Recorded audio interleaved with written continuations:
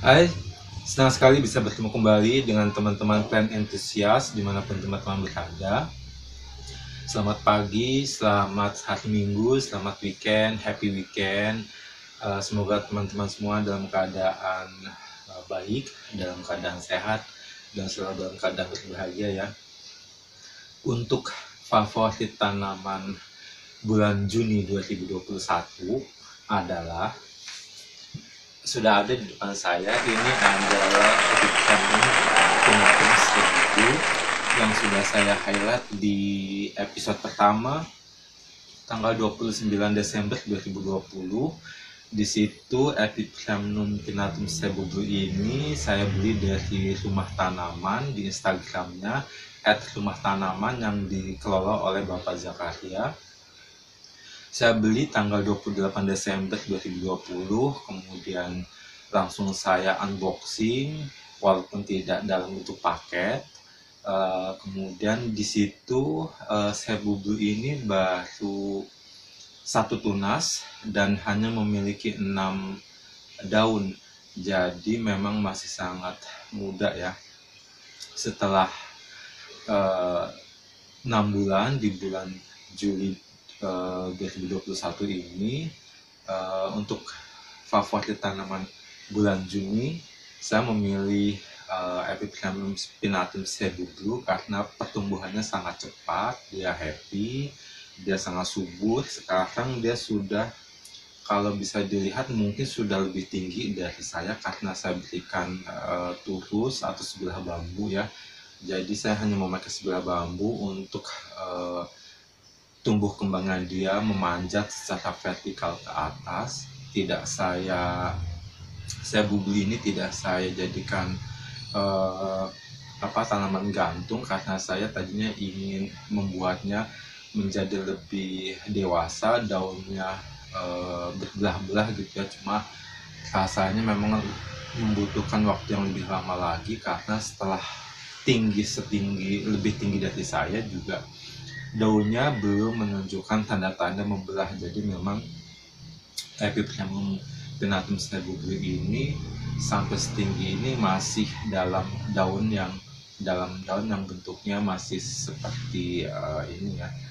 Di sini sudah ada sekitar 9 sampai 10 tunas. Jadi dari ketika saya membelinya di tanggal 28 Desember itu hanya satu tunas. Kemudian bagaimana cara saya untuk mendapatkan 9 tunas lagi? Jadi satu tunas itu saya benamkan di media potnya.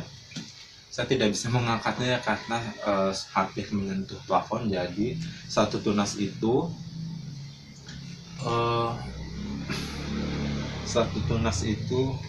saya benamkan di media tanahnya, kemudian saya kubur setelah minimal 3 atau 4 minggu, mungkin lebih baik 4 minggu ya. Jadi ketika tunas yang atau tangkai batang yang kita benamkan itu sudah dalam keadaan numbuh akarnya, jadi kemudian setelah 4 bulan baru kita potong di antara ruas. Jadi saya tidak mempropagasinya, saya tidak mengkatnya secara langsung. Jadi begitulah cara saya. Jadi mungkin lebih keberhasilannya memiliki rasio yang lebih tinggi, walaupun tetap tentu saja ada dari cuttingan yang saya lakukan dengan sistem itu juga beberapa mati.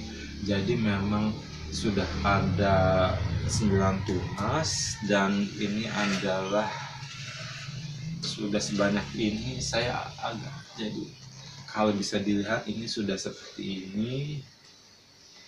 Ini adalah bentuknya, dia happy, sangat subur. Jadi kalau dilihat mungkin akan setinggi ini. Jadi dia hampir tinggi seperti ini. Ini adalah tunas tertingginya. Kalau bisa dilihat, jadi memang sudah lebih tinggi dari saya.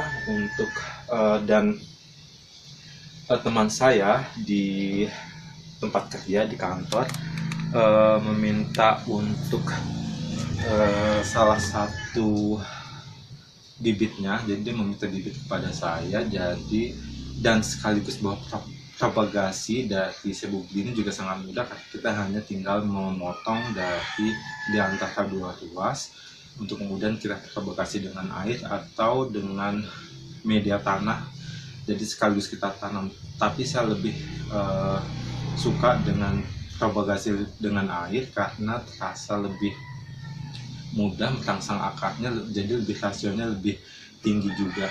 Jadi salah satu yang kita lakukan hanyalah jika Anda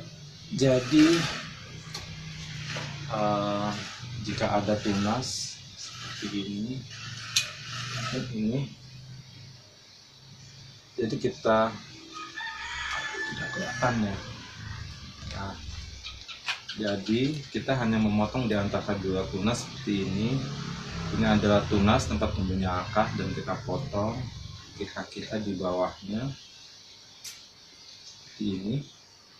Jadi ini akan kita letakkan di gelas. Saya biasanya letakkannya di gelas untuk propagasi air. Mungkin ada beberapa juga yang bisa seperti mungkin di sini ya.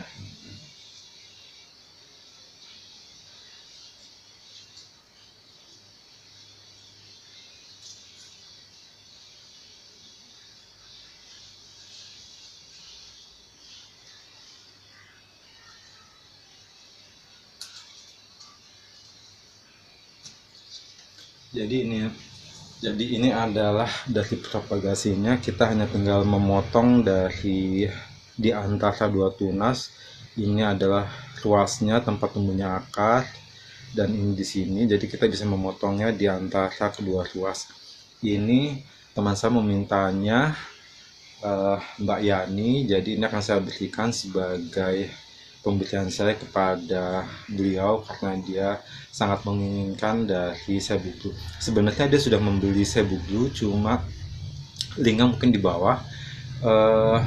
Ketika datang, jadi memang kondisinya tidak memiliki warna kebiruan seperti ini, jadi warnanya lebih hijau dan kalau saya pikir mungkin lebih mendekati seperti Epipremnum pinnatum. Jadi mungkin kita harus lebih hati-hati ketika memilih, apalagi pembelian secara online, karena sangat rentan dengan batang yang tidak sesuai yang datang kepada kita.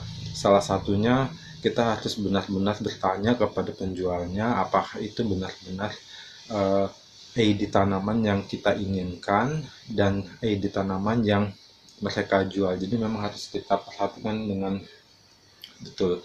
Jadi untuk favorit tanaman di bulan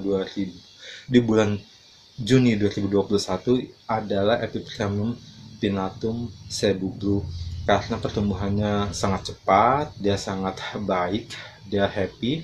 Disclaimer bahwa tanaman favorit yang saya jadikan favorit itu bukan berdasarkan karena adalah tanaman yang paling indah, yang paling besar, atau yang paling mahal, atau yang paling langka, atau yang paling besar, ataupun yang paling kecil, tetapi tanaman yang biasanya memang menunjukkan pertumbuhan yang sangat baik.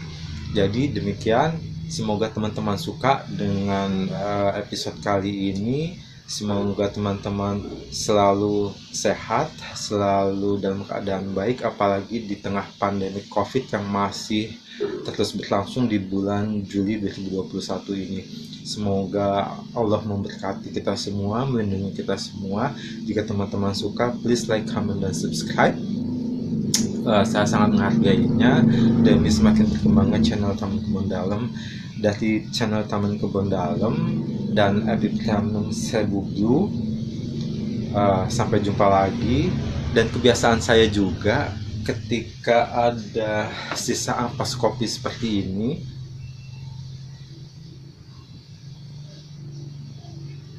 setelah dingin saya biasa menuangkan sisa ampasnya ke pot yang ada di rumah saya, karena ampas kopi ini juga masih mengandung glukosa. Jadi menambah sedikit dari nutrisi yang ada di dalam media tanah.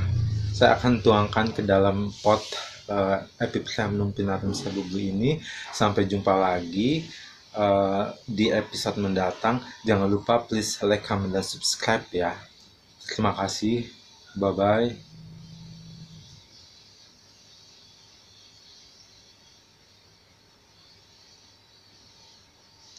Salam.